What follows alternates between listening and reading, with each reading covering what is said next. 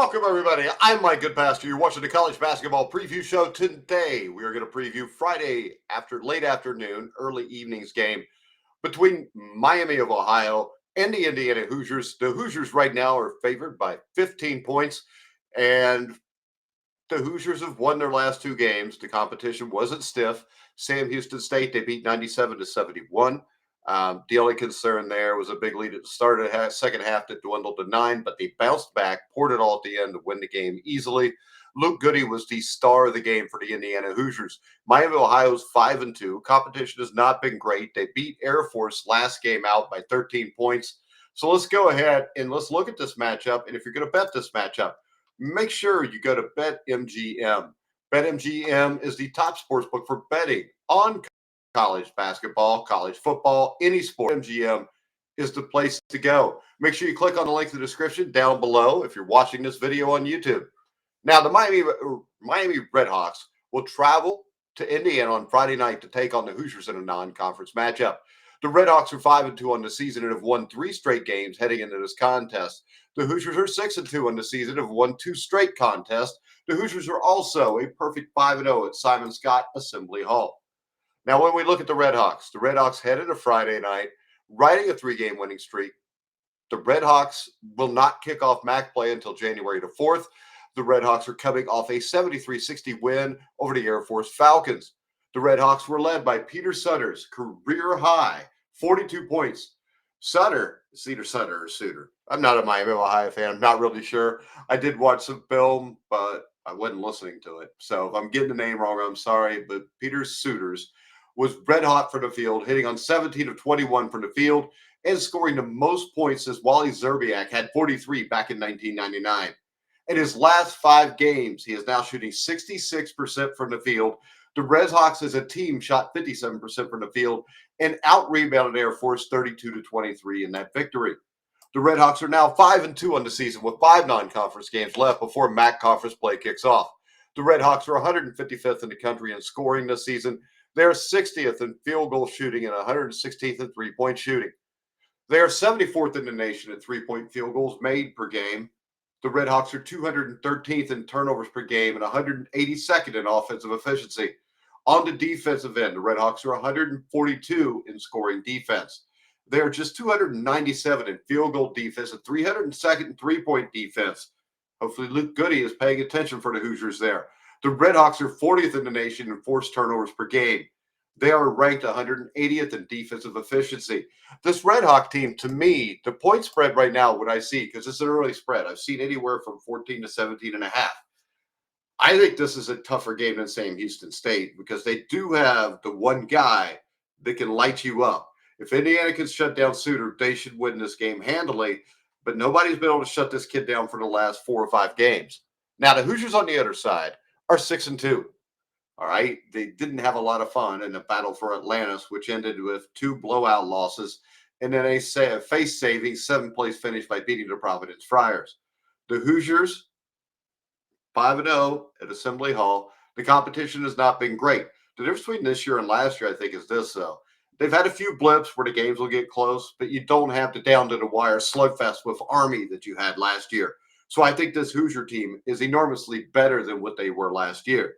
Now, are they great? Not until they can play with the big boys, and they've proven so far they can't.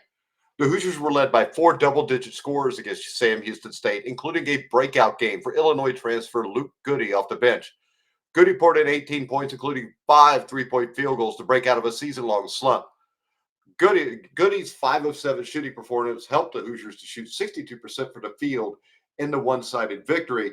The thing about Goody is he's not played that well till now. Maybe we could get more consistency. He came from a big-time program where he hit big-time shots in big-time situations. This is what Mike Woodson and the Hoosiers recruited him for.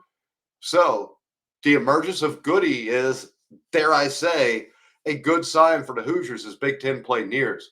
Now, Goody was brought in to give the team long-range shooting off the bench. He gave him at the last game. Can he consistently do it? Indiana's Big Ten schedule begins on Monday night against a decent Minnesota team. The Hoosiers come into this game ranked 59th in the nation in scoring offense. They are 20th in field goal shooting, 63rd in three-point shooting. They shoot the ball better than they have in previous years. Let's put it like that. But they're just 286 in 3-point field goals made. So Goody's breakout game is critical. And it's critical that he can continue to do this at least consistently. I mean, I know every game you're not going to bust out 5, 6, or 7 threes, but he's got to be consistent enough to make teams worry about him at least.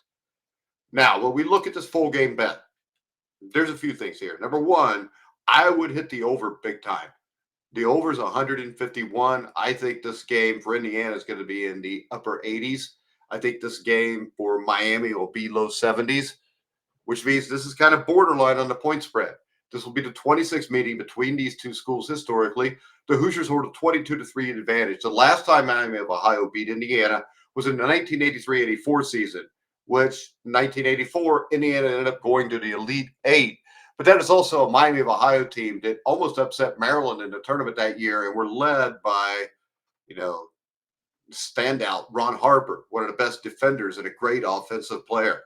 Now, they face a RedHawk defense that's just 297th in field goal defense and an abysmal 302nd against the three-point shot. That's why I expect the Hoosiers to score in the high 80s, low 90s here. That last stat will haunt them in this game against a Hoosier team that is 63rd in the nation in three-point shooting. I expect more three-point shots to be taken in this game, too. So, if you can keep the emergence of Goody going, the Hoosiers will try to play fast. They are ranked 42nd in the country in pace of play, and that should free up shooters on drives and kicks and transitions. Miami, Ohio has not played a difficult schedule to this point and was trounced by Michigan in the Fort Myers Tip-Off Classic earlier this month. The Hoosiers are still a work in progress, but have the pieces to be a top 15 team this season. They will get out, run, spot up from long range to exploit the RedHawks' weaknesses. And on Friday night, they'll pull away for a comfortable win. I think this game goes something like 92-72 for the Indiana Hoosiers. I would suggest at minus 15. I would bet this hard right now at BetMGM. I expect the line to go up possibly to 17 or 18. I would still bet it at 17 or 18. If it gets up to 20, I would sell and I would stay off of it. And I'd probably take the RedHawks. But I think Indiana will be able to shut Suter down for the RedHawks, or at least contain him so he can't score 45, which is probably the only way Miami wins this game, is for Suter to go off and Indiana to have 18 or 20 turnovers. I don't think either one of those things is going to happen, guys. I think the Indiana Hoosiers win this game comfortably. And make sure you bet it on BetMGM. Make sure you click on the link in the description down below.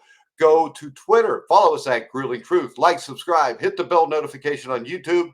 But for now, I'm Mike Goodpaster. You've been watching and listening to The Grueling Truth, where the legends speak.